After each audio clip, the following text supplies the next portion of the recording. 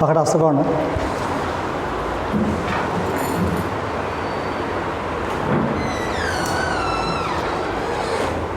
ঠিক আছে, হ্যাঁ ঠিক আছে।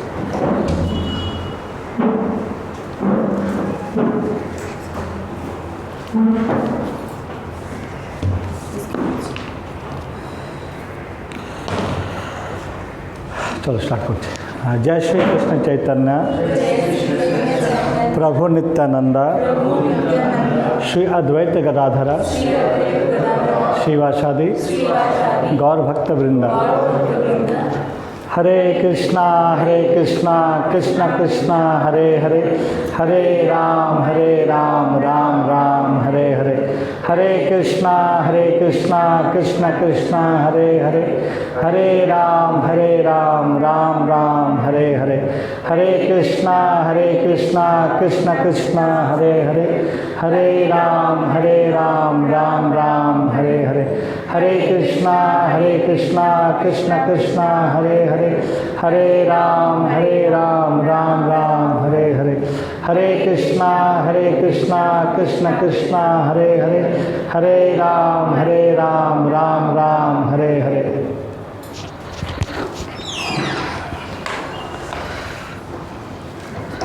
तो श्लोक नंबर 21 चालू करते हैं आज। श्लोक नंबर 21। सब लोग खोल लो बुक।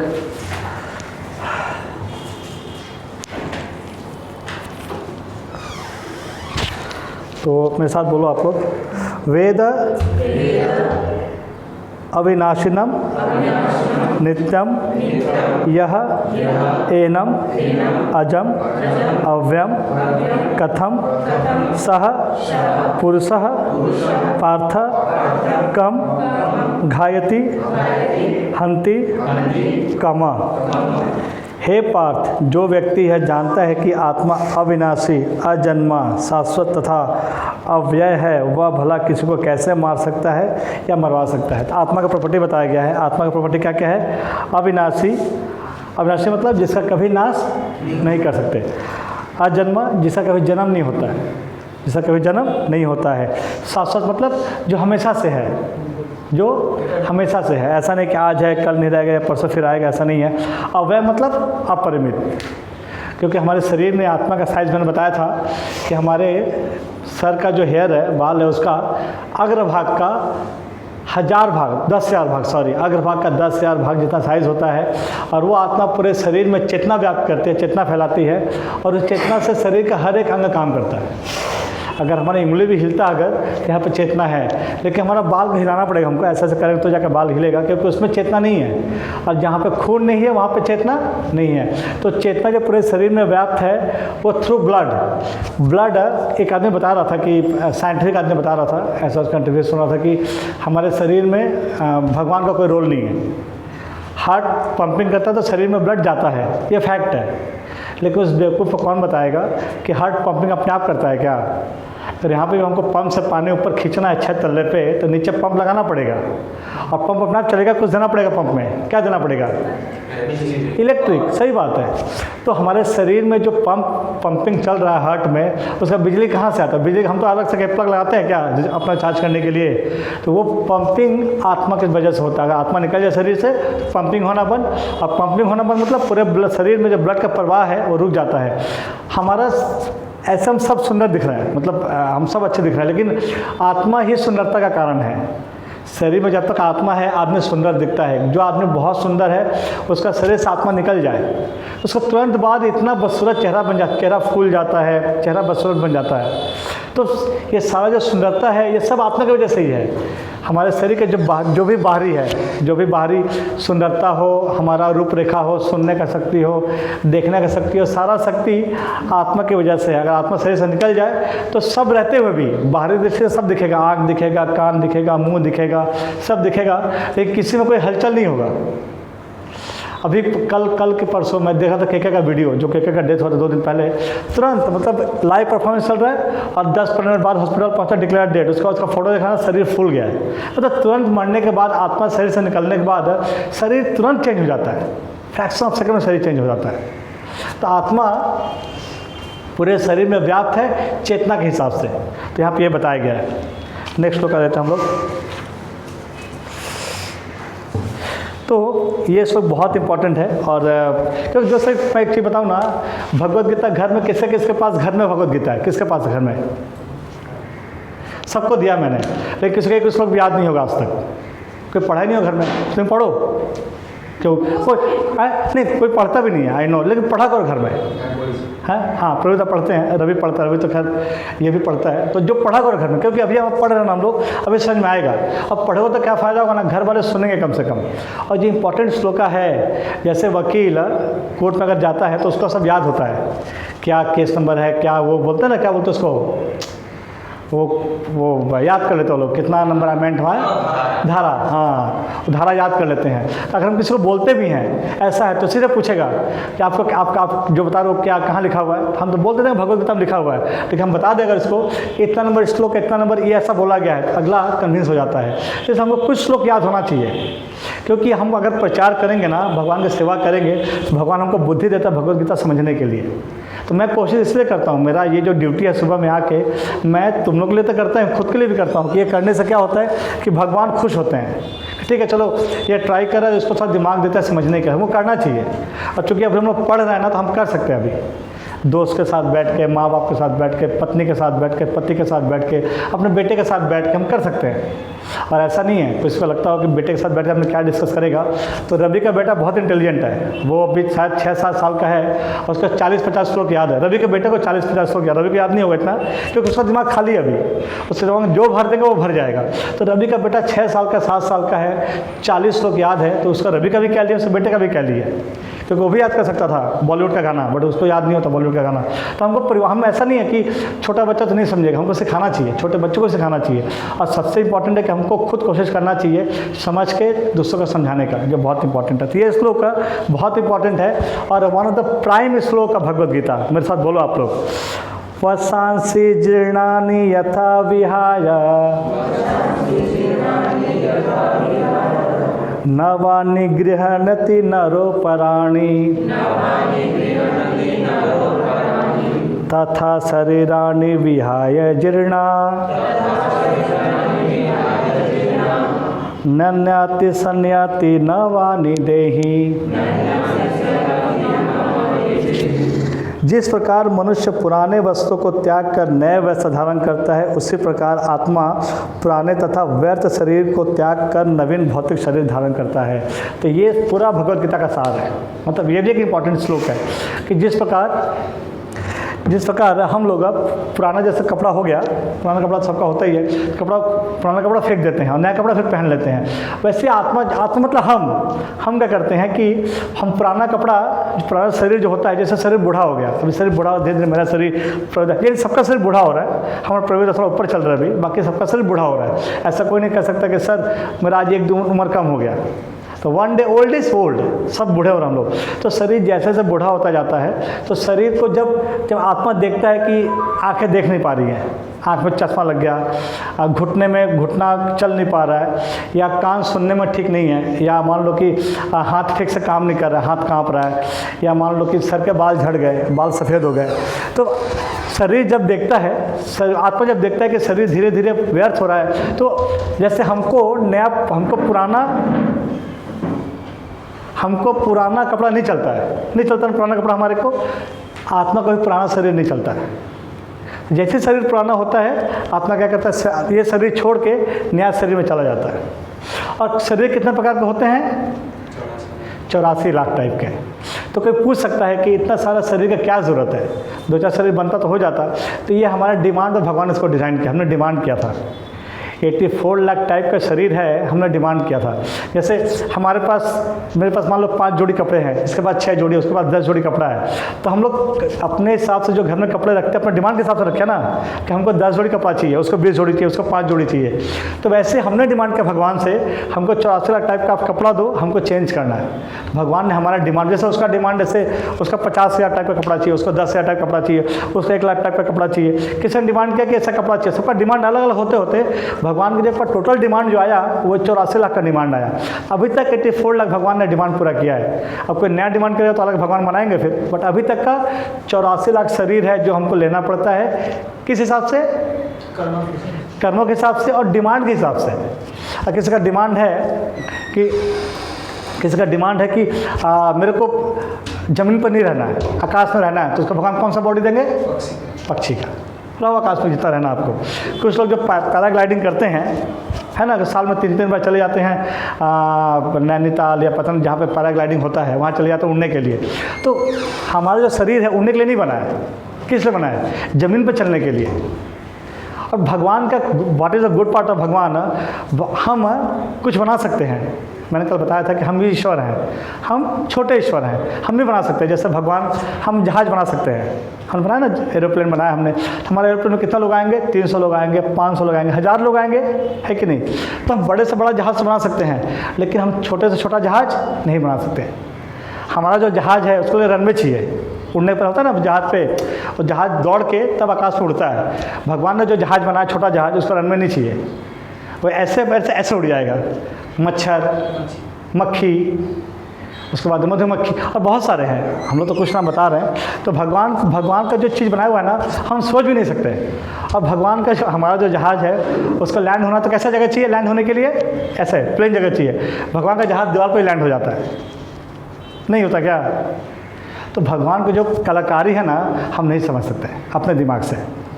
अगर कोई बोलता है कि भगवान क्या है, तो खाली भगवान का 2-3 कंपेयर कर दो कि हमने जो चीज़ बनाया, भगवान ने जो चीज़ बनाया, उसमें बहुत फ़र्क है। हमारा लिमिटेशन है। अगर कोई बोलेगा कि इतना छोटा जहाज़ कोई बना सकता है क्या? इतना छोटा सा जहाज़, लेकिन भगवान ने बना दिया मच्छर। और गुड पार्ट इज़ व्हाट, वो कहीं भी लैंड होता है और कैसे भी लैंड हो जाता है। उसके लिए कोई रनवे नहीं चाहिए, वो कभी भी उड़ सकता है। यहाँ बैठा है, ये से उड़ जाएगा, उसके लिए रनवे नहीं चाहिए। लेकिन हमने जो बनाया उसके लिए रनवे चाहिए। 4-5 किलोमीटर का 2 किलोमीटर रनवे चाहिए। 2 किलोमीटर जाके तब जहाज आकाश में उड़ना चालू करता है। तो मैं क्या बता रहा था, किस बारे में बात कर रहे थे हम लोग? हाँ, शरीर के बारे में। तो भगवान 84 लाख के शरीर बनाए हमारे डिमांड पे। अगर मान लो कि किसी का डिमांड है कि भगवान मेरे को ऐसा शरीर दो, ऐसा शरीर दो कि हम क्या नाम है, पानी में रह सके, ऐसा शरीर दो कि पानी में रह के हम मांस खा सके। भगवान ने उसके लिए शरीर डिज़ाइन किया है।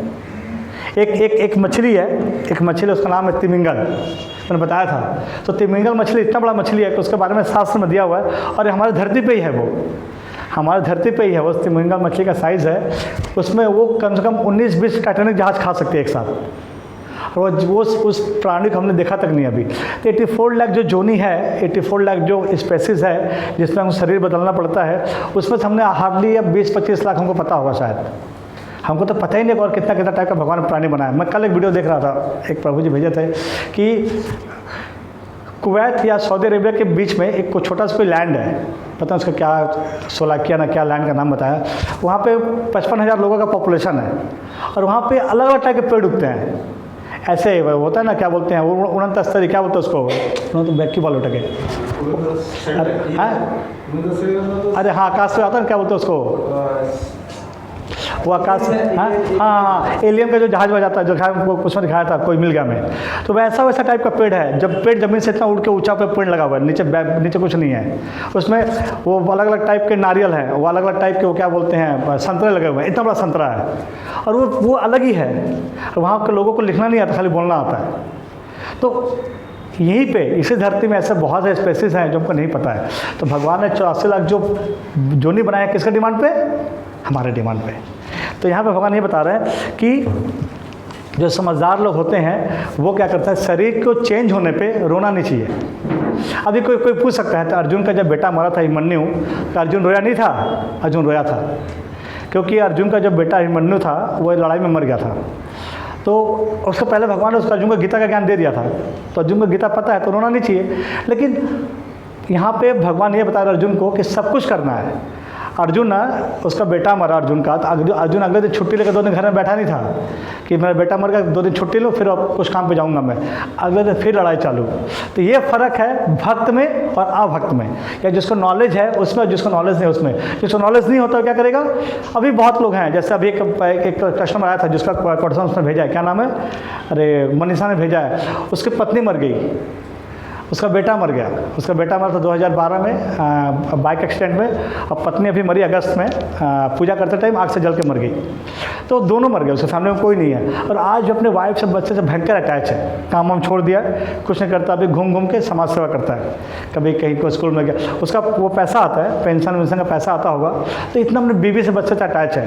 तो यहाँ पे भगवान क्या बता रहे हैं कि अगर शरीर छूटना है, क्योंकि शरीर तो छूटने के लिए बनाया गया है, और जैसे कपड़ा छोड़ते हैं, कपड़ा त्यागते हैं, शरीर भी क्या करता है, आत्मा जब आत्मा देखता है शरीर पुराना हो गया, आत्मा शरीर चेंज कर लेता है। हमको दुखी नहीं होना चाहिए।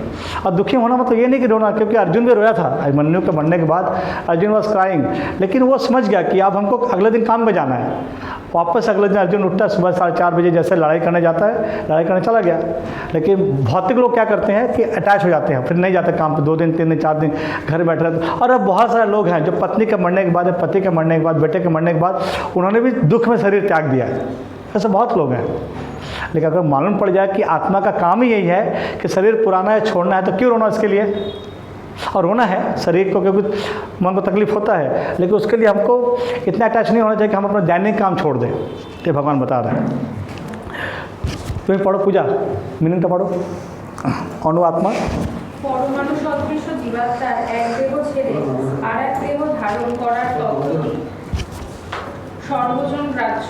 এমনকি আধুনিক যুগের বৈজ্ঞানিকেরা যারা আত্মার অস্তিত্বে বিশ্বাস করে না, অথচ হৃদয় থেকে সঞ্চালিত শক্তির ব্যাখ্যাও দিতে পারে না, তারাও দেহের পরিবর্তনের কথা স্বীকার করতে বাধ্য। এই পরিবর্তনের ফলে দেহে শৈশব, যৌবন ও বার্ধক্য দেখা যায়। বার্ধক্যের পর আত্মা অন্য দেহ ধারণ করে। এই সম্বন্ধে পূর্ববর্তী শ্লোকে 2:13 বিশদভাবে আলোচনা করা হয়েছে। পরমাত্মার কৃপার ফলে জীবাত্মা ভিন্ন ভিন্ন দেহপ্রাপ্ত হয়। একজন বন্ধু যেমন আরেকজন বন্ধুর মনোবাঞ্ছা পূর্ণ করে, পরমাত্মাও তেমন অন্য আত্মার মনোবাঞ্ছা পূর্ণ করে। মুন্ডক উপনিষদ ও শ্বেতাসত্তর উপনিষদের মতো বৈদিক শাস্ত্রসমূহে আত্মা ও পরমাত্মাকে একই গাছে বসে থাকা দুটি বন্ধুসুলভ পাখির সঙ্গে তুলনা করা হয়েছে। তাদের মধ্যে একটি পাখি জীবাত্মা, সেই গাছের ফল খাচ্ছে, অন্য পাখিটি শ্রীকৃষ্ণ কেবল বন্ধুকে পর্যবেক্ষণ করে চলেছে। এই দুটি পাখি গুণগতভাবে যদিও এক, তবুও তাদের একজন বড় জাগতিক গাছের ফলের প্রতি আকৃষ্ট, আর অন্যজন তার বন্ধুর কার্যকলাপ কেবল পর্যবেক্ষণ করে চলেছে। শ্রীকৃষ্ণ সাক্ষীরূপ পাখি, তার অর্জুন ফল আহারে রত পাখি। যদিও তারা একে অপরের বন্ধু, তবুও তাদের একজন প্রভু এবং অন্যজন ভৃত্য। পরমাত্মার সঙ্গে তার এই সম্পর্কের কথা ভুলে যাওয়ার ফলে জীবাত্মা এক গাছ থেকে আরেক গাছে অথবা এক দেহ থেকে আরেক দেহে ঘুরে বেড়ায়। এই জড় দেহরূপ বৃক্ষে জীবাত্মা কঠোর সংগ্রাম করছে। কিন্তু যে মুহূর্তে সে অন্য পাখিটিকে পরম গুরুরূপে গ্রহণ করতে সম্মত হয়, যেভাবে অর্জুন শ্রীকৃষ্ণের উপদেশ লাভের জন্য স্বতঃস্ফূর্তভাবে তার কাছে আত্মসমর্পণ করতে সম্মত হয়েছিল, তৎক্ষণাৎ অধীন পাখিটি সমস্ত শোক থেকে মুক্ত হয়। মুন্ডক উপনিষদে 3.1.2 ও শ্বেতাত্তর উপনিষদে 4.7 এই তত্ত্ব প্রতিপন্ন করে বলা হয়েছে। সমানে বৃক্ষে পুরুষ নিমগ্রহ নিশয়া শোচতি মুচ্ছমান জুষ্টং ইয়াদা পশ্য তন্ন মিশমস্য মহিমাননীতি বিদশৌ। যদিও দুটি পাখি একই গাছে বসে আছে, কিন্তু ফল আহারে রত পাখিটি গাছের ফলের ভোক্তা রূপে সর্বদাই উদ্বেগ ও শোকের দ্বারা মুহ্যমান। কিন্তু যদি সে একবার তার নিত্যকালের বন্ধু পরমেশ্বর ভগবানের দিকে ফিরে তাকায় এবং তার মহিমা উপলব্ধি করে, তবে তৎক্ষণাৎ তার সমস্ত শোকের অবসান হয়।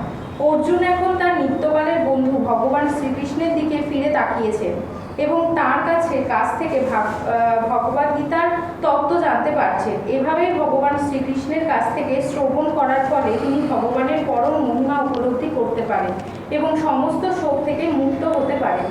ভগবান এখানে অর্জুনকে উপদেশ দিয়েছেন তার বৃদ্ধ পিতামহ ও শিক্ষকের দেহগত পরিবর্তনের জন্য শোক না করতে। পক্ষান্তরে সেই ধর্মযুদ্ধে প্রাণত্যাগ করার ফলে তাদের বিভিন্ন দেহগত কর্মফলের প্রভাব থেকে অচিরেই তারা মুক্ত হবেন বলে তার সুখী হওয়া উচিত। যজ্ঞবেদীতে অথবা ধর্মযুদ্ধে আত্মোৎসর্গ করলে তৎক্ষণাৎ সমস্ত কর্মের প্রভাব থেকে মুক্ত হওয়া যায় এবং উচ্চতর জীবন লাভ করা যায়। সুতরাং অর্জুনের শোক করবার কোনোই কারণ ছিল না। राइट, বোঝা গেছে? तो এখানে একটা इम्पोर्टेंट क्या है, यहाँ भगवान ये बता रहे हैं, यहाँ पे तात्पर्य में लिखा हुआ है कि दो पक्षी हैं, दो पेड़ पे दो पक्षी हैं, there are two birds in a tree. एक पक्षी इंजॉय कर रहा है, अलग अलग फल खा रहा है, और एक पक्षी चुपचाप बैठा देख रहा है, चुपचाप, उसका कोई काम नहीं है। तो जो भोग रहा है वो हम हैं, है ना? कि हम अलग अलग, कभी इस पेड़ पे जाके वो फल खा लिया, इस पेड़ पे जाके वो फल खा लिया, मतलब हम शरीर बदलते हैं ना, इस शरीर बदल दिया, वो शरीर बदल दिया। लेकिन हमारे साथ जो दूसरा पक्षी है वो भगवान स्वयं हमारे साथ। मैंने बताया था एक दिन कि हमारे साथ भगवान हमेशा रहते हैं, हमको भगवान इंटरफेयर नहीं करते। भगवान कब दिखते हैं, कब हमको इंटरफेयर करते हैं? जब हम भगवान से पूछते हैं, हे भगवान अब मैं क्या करूँ, आप बताओ, आप मार्गदर्शन करो। जैसे अर्जुन ने बोला भगवान को कि कार्पण्य दोष उपस्वभाव परीक्षा में त्वं धर्म सम्मूढ़ चेता यह श्रेय स्यात् निश्चितम ब्रूहि मे तन्मे शिष्यते अहम साधि मामता प्रपन्न। हे भगवान अब मैं आपका शिष्य हूँ, आप प्लीज़ मेरा मार्गदर्शन करिए। तब भगवान ने बोलना चालू किया, और हम भी तब तक दुख रहेंगे। I am telling you once again, lakh कोशिश कर ले हम लोग, हम तब तक अपने दुखों से बाहर नहीं निकल पाएंगे जब तक हम भगवान का पैर पकड़ कर नहीं बोलेंगे कि भगवान प्लीज़ आप मदद करो। ये यहाँ पर बताया गया है। और किसको लगता है कि हम अपना दुख का प्रॉब्लम, सैड का प्रॉब्लम या हैप्पीनेस खोज लेंगे, तो कभी पॉसिबल नहीं है। ये भगवान ने साफ साफ बता दिया कि भगवान हमेशा हमारे साथ है। He is waiting for our confirmation कि हाँ मैं हेल्प करूँ क्या। क्योंकि अगर कोई फैमिली में एक बेटा है और बहुत प्रॉब्लम में है, तो बाप को बताना पड़ेगा कि पापा I am in problem, please help me. तो वो पापा हेल्प करते हैं। लेकिन अगर बापों को हम बताएंगे नहीं, यहाँ पर थोड़ा केस उल्टा है कि बाप को पता हम प्रॉब्लम में है, लेकिन हम बाप को बात सुनना नहीं चाहते। तो हमको बोलना पड़ेगा कि please help me, I am in big trouble. तब वो जाके हमारी लाइफ में इंटरफेयर करते हैं। और भगवान जब इंटरफेयर करते हैं ना, तो बहुत अच्छे से हमको ट्रैक पर लेके आते हैं।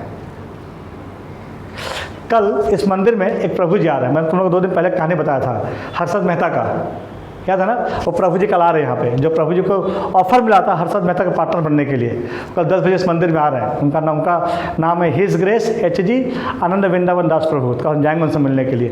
तो ये प्रभु जी को भगवान ने बचा लिया, वरना ये भी जेल में सड़ के तो हरी बोल हो गया होता इनका भी। तो भगवान, और मैं फिर से बोलता हूँ कि जो अपने से ट्राई कर रहे हैं, ट्राई करके देख लो। 4 साल 5 साल बाद भगवान के पास आना पड़ेगा। तो बेटर हम 4-5 साल वेस्ट नहीं करके भगवान के सामने जाकर पैर पकड़ के बोल जाकर, और चिल्ला के नहीं बोलना है। भगवान अंदर में बैठे हैं, सिर्फ मन में सोचना है कि भगवान प्लीज़ हेल्प करो, हमसे नहीं हो रहा है। और मैं अपनी बात बताऊँ, मैंने बहुत सारे केसेस में मैं भगवान के सामने बैठ के आंखों से पानी आ जाता है, भगवान हमें पार्ची ना, प्लीज़ हेल्प मी। और भगवान हमको हेल्प करते हैं। क्या सिचुएशन है मैं नहीं बता पाऊंगा, इज़ वेरी पर्सनल, लेकिन भगवान हेल्प करते हैं, हमको बचाते हैं उस सिचुएशन से। अगर हम भगवान का सच्ची में अगर पैर पकड़ के बोलते हैं, और पैर पकड़ना मतलब मन में पैर पकड़ना। भगवान का पैर तो हम देख नहीं पाएंगे, क्या पैर पकड़ेंगे? तो भगवान को मन में बोलो कि भगवान हमें पार्ची ना, हमें यार पार्ची ना, प्लीज़ हमको हेल्प करो, हमारा बुद्धि यार काज को ना। और इसीलिए हम हाथ उठा के बोलते हैं हरे कृष्णा महामंत्र, क्योंकि दैट इज़ अ भाव ऑफ सरेंडर।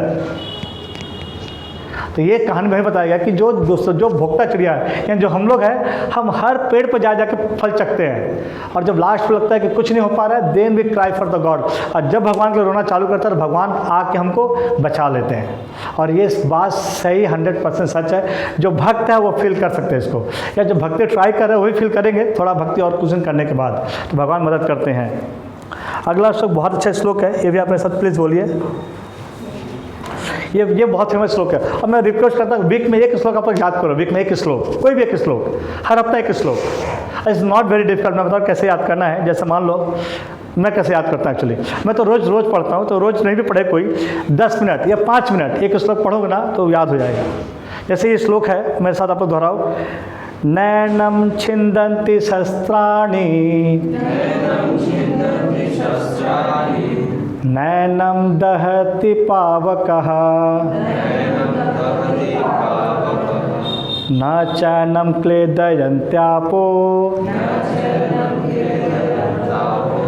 न शोषयति मरुतः। और एक बार कोई पढ़ेगा? कोई पढ़ पाएगा? पढ़ो। हाँ ठीक है, पढ़ना অসুবিধা নেই। আমরা বলছি, তুমি বলো, আমরা পিছনে, তুমি বলো, আমরা পিছনে বলবো।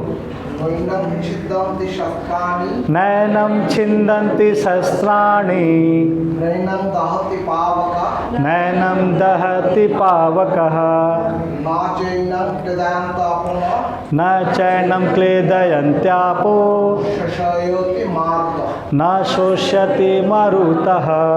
ये श्लोक में, ये श्लोक पहला श्लोक था जो गीता का मैंने याद किया था, तो फर्स्ट भगवद गीता जो मैंने याद किया था बहुत मेहनत से। ये मेरा फेवरेट श्लोक है एक्चुअली क्या है कि ये श्लोक याद करने के बाद ना मेरे को लगा कि यार हम मतलब एक्चुअली क्या है ना, ये बताया कि हम कौन हैं, हम कौन हैं। तो यहाँ पे बताया गया है, পুরীর সাথে অনেকটা সিমিলারিটি আছে। हाँ 20 নম্বর শ্লোকের সাথে 23 নম্বর শ্লোকের हाँ एक्चुअली यहाँ पे इसलिए बताया गया कि आत्मा को क्यों नहीं डरना चाहिए, हमको क्यों नहीं डरना चाहिए। तो यह आत्मा न तो कभी किसी शस्त्र द्वारा खंड खंड किया जा सकता है, न अग्नि द्वारा जलाया जा सकता है, न जल द्वारा भिगोया जा सकता है, या वायु द्वारा सुखाया जा सकता है। तो क्लियर, हमको कोई नहीं मार पाएगा। न हमको बंदूक से कोई गोली मार सकता है, न हमको कोई हथियार से कोई काट मार सकता है, न आग से जला सकता है, न हमको पानी से भिगो सकता है, न हवा से सुखा सकता है। तो क्लियर हम कैसे भी नहीं मरेंगे। अगर कोई गोली मार दे हमको तो ये बॉडी ख़त्म, लेकिन हम वापस से बॉडी चेंज कर लेंगे, ये बॉडी पुराना चलो नया बॉडी मिल जाएगा। तो यहाँ पे बेसिकली बताइए हम एक्चुअली कौन है और हमारी प्रॉपर्टी क्या है। तो इसका कौन पढ़ेगा, कलम पे पढ़ो। তরবারি, অগ্নাস্ত্র, বর্জনাস্ত্র, বায়বীয় অস্ত্র আদি সমস্ত অস্ত্রশস্ত্রই আত্মাকে হত্যা করতে সক্ষম। আধুনিক আগ্নেয়াস্ত্র ছাড়াও মাটি, জল, বায়ু, আকাশ আদি বিভিন্ন উপাদানের তৈরি অস্ত্রসমূহ অতীতে ছিল বলে জানা যায়। এমনকি আধুনিক যুগে পারমাণবিক অস্ত্রশস্ত্রগুলিও আগ্নেয়াস্ত্র শ্রেণীভুক্ত। কিন্তু পূর্বে বিভিন্ন রকমের জল উপাদানের দ্বারা নির্মিত অস্ত্রশস্ত্র ছিল। বর্জনাস্ত্রের দ্বারা আগ্নেয়াস্ত্র যা আধুনিক বিজ্ঞানের জ্ঞান কিংবা আধুনিক বৈজ্ঞানিকদের ঝটিকাস্ত্রের সম্বন্ধে কোনো জ্ঞান নেই। যাই হোক, নানা রকম অস্ত্র তথা বৈজ্ঞানিক কোনো সরঞ্জামের দ্বারাই আত্মাকে ছেদন করা বা ধ্বংস করা যায় না। মায়াবাদীরা ব্যাখ্যা করতে পারেন না কেমন করে জীবাত্মা নিতান্তই অজ্ঞতার ফলে জড়চিত্ত লাভ করে এবং মায়াশক্তির দ্বারা আচ্ছন্ন হয়ে পড়ে, কিংবা আত্মাকে তার উৎস পরমাত্মার থেকেও কখনো বিচ্ছিন্ন করা সম্ভব নয়। বরং স্বতন্ত্র জীবাত্মাগুলি পরমাত্মার শাশ্বত বিভিন্নাংশ। যেহেতু পরমাণু সদৃশ জীবাত্মা নিত্য সনাতন, তাই তাদের বহিরঙ্গা মায়াশক্তির দ্বারা আচ্ছিন্ন হয়ে পড়ার প্রবণতা দেখা যায় এবং এভাবে তারা ভগবানের সান্নিধ্য থেকে বিচ্যুত হয়ে পড়ে। ঠিক যেমন আগুনের স্ফুলিঙ্গ গুণগতভাবে আগুনের থেকে অভিন্ন হওয়া সত্ত্বেও আগুনের থেকে বিচ্ছিন্ন হলেই নিভে যায়। মহাপুরাণে বলা হয়েছে জীবাত্মা পরমাত্মার বিভিন্ন অংশ। ভগবত গীতাতেও জীবাত্মার সঙ্গে পরমাত্মার এই নিত্য সম্পর্কের কথা বলা হয়েছে। সুতরাং মায়ার বন্ধন থেকে মুক্ত হওয়ার পরও জীবাত্মা স্বতন্ত্র স্বরূপে বিদ্যমান থাকে, যা অর্জুনের প্রতি ভগবান শ্রীকৃষ্ণের উপদেশই সুস্পষ্ট হয়। শ্রীকৃষ্ণের কাছ থেকে ভগবান তত্ত্ব লাভ করার পরে অর্জুন মায়ার বন্ধন থেকে মুক্ত হয়েছিলেন, কিন্তু তা বলে তিনি শ্রীকৃষ্ণের সঙ্গে এক হয়ে যাবেন। রাইট, কারটা বোঝা যায় না এটা বলো, বুঝতে পারি বলো, বিকজ আমরা এত ইন্টেলিজেন্ট নয়, আমি এত বুঝতে পারি না। বা তোমার যদি না বুঝতে পারতো বলো, আমি ক্লিয়ার করবো। কী বোঝা যায়নি বলো, বোঝা যায়নি। এখানে বলা হচ্ছে যে আমাদের আধুনিক যুগে যা যা পারমাণু বোমা বানানো হয়েছে, আমি শর্টে বলে দিচ্ছি, কোনোটাই আপনাকে মারতে পারবে না। আধুনিক যুগে আমরা আগে বলেছিলাম যে এখনকার, আমি তো মাঝে মাঝে বলি না, আমরা ডিগ্রেড হয়েছি অ্যাকচুয়ালি। আধুনিক যুগে যা বম আছে, যদি আমাকে যদি ধরো আমি একটা দোষ করেছি, আমাকে মারতে হয়, তাহলে যখন পরমাণু বমকে ফেলে আমার সাথে তো সবাই মরবে, তাই না? বাট আগেকার যে পরমাণু বম ছিল এত হেভি ছিল, এত খতরনাক ছিল, এত অ্যাকুরেট ছিল, যদি কেউ ইচ্ছা করতো যে আমি পুরো ব্রহ্মাণ্ডকে, নট পৃথিবী অনলি, পুরো ব্রহ্মাণ্ড ধ্বংস করি, সে একটা তীর দিয়ে পুরো ব্রহ্মাণ্ড ধ্বংস করতে পারতো। আবার যদি মনে করে যে একটা মহিলার পেটে একটা বাচ্চাকে মারবো, সে বাচ্চাটাকে মেরে চলে আসতে পারতো। একটা মহাভারতে যখন যুদ্ধ শেষ হয়ে যাচ্ছে, অশ্বত্থামা সবাইকে মেরে দেয়, 5 পাণ্ডবদের ছেলেকেও মেরে দেয়। তো ও জানতে পারে যে উত্তরা হচ্ছে অভিমন্যুর ওয়াইফ, অভিমন্যু তো মারা যায়। উত্তরা গর্ভে রাজা পরীক্ষিত, যিনি কি पांडव पड़े राजा हुए राजा परीक्षित पड़े ही कलयुग चालू हो गए, परीक्षित के बाद कलयुग चालू हो गया। तो राजा परीक्षित तो पेट में थे। तो जब अश्वत्थामा को मालूम पड़ा तो उसने क्या किया, ब्रह्मास्त्र छोड़ा उत्तरा का गर्भ नष्ट करने के लिए। उत्तरा गर्भ में जो बच्चा था उसको मारने का ब्रह्मास्त्र छोड़ा, और वही ब्रह्मास्त्र पूरे ब्रह्मांड को भी खत्म कर सकता था। नॉट पृथ्वी की बात नहीं हो रही है या कैलेंडर की बात नहीं हो रही है, पूरे ब्रह्मांड की बात हो रही है। एक ब्रह्मास्त्र पूरे ब्रह्मांड को ध्वंस कर सकता था। At the same time Uttara के गर्भ में उसने बच्चों को चलाया ब्रह्मास्त्र, उत्तरा देख रहे ब्रह्मास्त्र आ रहा है और उसके पेट में जाकर उस बच्चों को मार देता है ब्रह्मास्त्र। तो फिर उत्तरा बोलती है कृष्ण कृष्ण महाबाहो, कृष्ण को रिक्वेस्ट करती है कि प्लीज़ मेरे बच्चे को बचा लो, तुम्हारे अलावा कोई बचा नहीं सकता है। तो कृष्ण देखते हैं कि पांचों पांडव वहाँ खड़े हैं, पांचों पांडव अर्जुन, युधिष्ठिर, भीष्म, भीम, नकुल, सहदेव सब खड़े हैं, लेकिन किसी के बस में नहीं था कि वो बच्चे को बचा सके, और वो बच्चा पेट में मर गया था। बच्चा पेट में मर गया था। भगवान कृष्ण सूक्ष्म रूप में जाते हैं पेट में, बच्चों को जिंदा करते हैं, जिंदा करके बाहर आते हैं। अब बाहर आकर अश्वत्थामा को दंड देते हैं कि तुमने जो जघन्य काम किया है, तुमको मैं श्राप देता हूँ कि इस कल्प के अंत तक, इस कल्प के अंत तक तुम धरती पे विचरते रहोगे और तुम्हारे शरीर से पीप बहेगा। पीप के बामला की बोले शरीर से, हाँ पूछ, पूरा शरीर से पूछ निकलेगा, तुम्हारे पास कोई नहीं आएगा। और आज भी अश्वत्थामा जंगल घूमता रहता है। आज भी मध्य प्रदेश से कहीं पे लोग देखते हो अश्वत्थामा को कि पूरा शरीर में घाव भरा हुआ है, और वो बहुत दर्द वाला घाव है, नॉर्मल घाव नहीं है, और कई हजार साल से भोग रहा है इसको। तो अश्वत्थामा ने इतना गिरा हुआ काम किया था। तो वही बता रहा था कि ब्रह्मास्त्र जो था वो, और अभी का एहसास नहीं है। अभी का अगर परमाणु बम छोड़ा जाए, कोई भी अगर मिसाइल भी छोड़ा जाए, पूरे एरिया को ख़त्म कर देगा, चाहे हमारा गलती हो चाहे नहीं हो। लेकिन पहले का क्या था, पहले जो लड़ाई होता था ना, उसमें एक भी सिविलियन नहीं मरता था। इवन महाभारत के लड़ाई में 64 करोड़ लोग मरे थे, बट एक भी सिविलियन नहीं मरा था। जो युद्ध में आए तो वही मरे थे, बाहर जाकर कोई किसी को मार दिया ना, ऐसा घटना नहीं है। तो मैं फिर से बताता हूँ कि हम लोग अभी डिग्रेड हुए हैं। पहले के लोग या पहले का जो संस्कृति था, it was very much upgraded. तो ये बहुत अच्छा श्लोक है। हम लोग का फिर बाकी का सब कल देंगे। 10 बज गया। एक्चुअली भगवद गीता हम टेलिंग आधे घंटा में कुछ नहीं होता है, आधे घंटा तो बात करते करते ख़त्म हो जाता है। और भगवद गीता को 1.5-2 घंटा बैठ के पढ़े, डिस्कस करें ना, तो बहुत बेटर। लेकिन हम लोग ऑफिस में टाइम नहीं दे पाएंगे इतना, तो ऐसे ही। सवाल किसी का कुछ? सर छोटी कास्ट, हाँ छोटी कास्ट ये बोलेছে না আধুনিক বৈজ্ঞানিকদের ছোটি কাস্টের সম্বন্ধে কোনো জ্ঞান নেই। আমি দেখতে পাচ্ছি, দেখো একবার আমাকে, আমি আমাকে হিন্দিতে বুঝতে পারছি না কোথায় বলছে, তো দেখাও আমাকে বাংলাটা দেখাও কোথায় দেওয়া আছে। কিংবা আধুনিক বৈজ্ঞানিকদের ছোটি কাস্টের সম্বন্ধে কোনো জ্ঞান নেই। এই রে, তো বাংলা वर्ड বুঝতে পারছি, ছোটি কাস্ট কি আমরা হিন্দিতে, হ্যাঁ উপরে একটা আছে কি আগ্নেয় अस्त्र ये होगा शायद, ये वाला আচ্ছা আগ্নেয় अस्त्र। আলাদা তো বলেইছে। তখন দেখতে হবে আজ বাংলা কী বলছে বুঝতে পারছেন। ঝটিকা अस्त्र বাংলা वर्ड তো लास्ट लाइन में आगे लाइन क्या होगा? आधुनिक विज्ञान के जज्बात हथियारों का पता नहीं है। हाँ। जो आत्मा को ना तो আস্তে আস্তে আস্তে वहाँ का डिमांड अलग है।